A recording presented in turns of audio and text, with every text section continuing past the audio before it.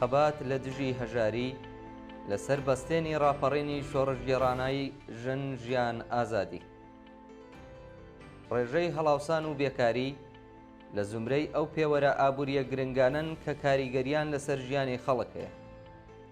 بانکی ناوەندی ئێران لە دوایین راپۆرتی خۆیدا ڕایگەیاند کە هەڵاوسان لە ئێران سنووری 52% تێپەڕاندووە.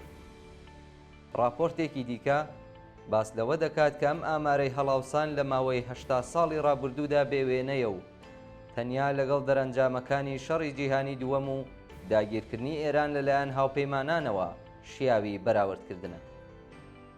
هەروەها بێکاریش گەیشتوتە بەرزترین ئاستی خۆی لە سەردەمی دەسەڵاتی کۆماری ئیسلامیدا. ناوەندی ئاماری ئێران لە هەڵسەنگاندنێکدا کە مانگی خاکەلێوەی ئەمساڵ بڵاوی کردەوە ئاماژەی بەوە کردووە کە زیاتر لە 1/3 بێکارانی وڵات لە کەسانێک پێکدێن کە خاوەن بڕوانامەی خوێندنی باڵان.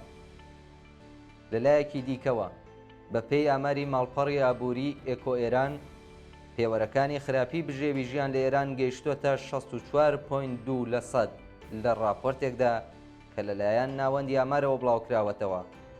دەردەکەوێت کە پارێزگای لۆڕستان بە ڕێژەی 67.2%، کرماشان بە ڕێژەی 64.4% و کوردستان بە ڕێژەی 63.7% لە خراپترین دۆخی ژیاندا.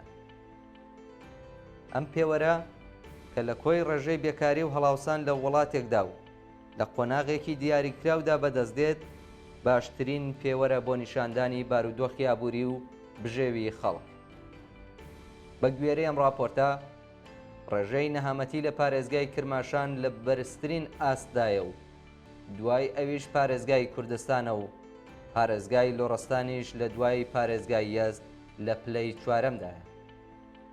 ئەوە لە کاتێکدایە کە بەپێی داتا و ئامارەکانی بانکی جیهانی و سندوقی نێونەتەوەی پۆڵ مامناوەندی ڕێژەی هەڵاوسان لە وڵاتە جۆراوجۆرەکانی جیهان لە ساڵی 2023 زاینیدا نزیکەی 6.9% بووە. هەروەها مامناوەندی ڕێژەی بێکاری لە وڵاتانی جیهان گەیشتۆتە 1.9%. ئەم راپۆرتە بەڕوونی قوڵایی ئەو ڕەنج و ئازارە دەردەخات کە خەڵکی ئێران بەهۆی گرانی و بێکاریەوە بەدەستیەوە دەناڵێن.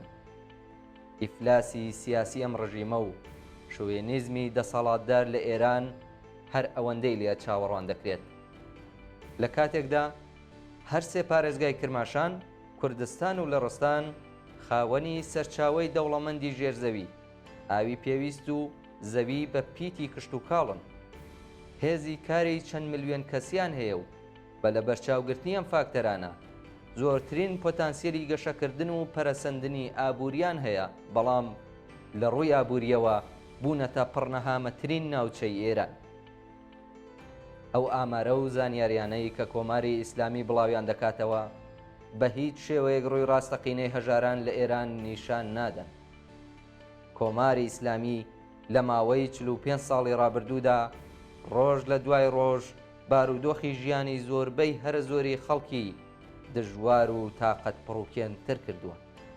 ئەم ڕژیمە بە پێداگری لەسەر بەردەوامی شەڕی 8 ساڵەی ئێران و عێراق، دەستێوەردان لە قەیرانەکانی ناوچەکە، پێداگری لەسەر بەرەو پێشبردننی پرۆژەی ئەتۆمی و موشەکی و هەروەها خەرجکردنی ملیاردها دۆلار بۆ پەرەپێدانی ناوەند و دامەزراوەینیەکان، هەمووی ئەمانە لەسەر بەستێنی گەندەڵیەکی جێکەوتووی دارایی چەندین تریلیۆن دۆلار لە سەروەت و سامانی خەڵکی ئەم وڵاتە و ئاکامی کار و ڕەنجیەوانی بەفیڕۆداوە.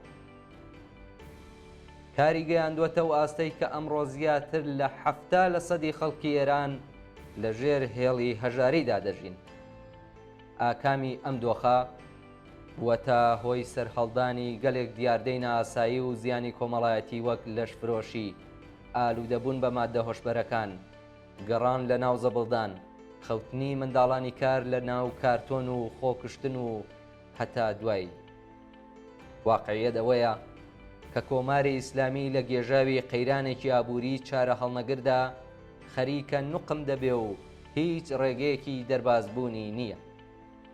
لە هەلومەرجێکی لەو شێوەیەدا بە مەبەستی پڕکردنەوەی کورتهێنانی بودجەی ساڵانەی خۆی و دابینکردنی هەزینەی زۆر و زەوەندی دام و دەستگا سەربازی و ئەمنیەکان و پەرەپێدانی خوڕافات دەست درێژی کردوتە سەر سفرەی کرێکاران و زەحمەتکێشان و زۆرینەی خەڵکی بێبەشی ئەم کۆمەلگایە و بە کەمکردنەوەی خزمەتگوزاریە کۆمەڵایەتیەکان بارودۆخی ژیانی خەڵکی بێبەشی دژوارتر کردو.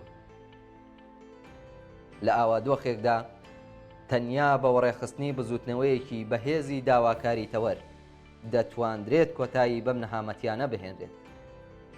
بەڵام کرێکاران، مامۆستایان، پەرستاران، خانەنشینەکان و پەراوێزنشینانی شارەکان لە ئاست ئەو گوشارانەی ڕژیمدا بە چۆکدا نەهاتوون و ئێستا لەسەر بەستێنی شۆڕشی ژن ژیان ئازادی و خۆڕاگری بوێرانەی ژنان لە دژی حجابی ئیجباری لەسەر خەباتی خۆیان لە پێناو دەرهێنانی مافەکانیان لە قوڕگی ئەم ڕژیمە بەردەوامن.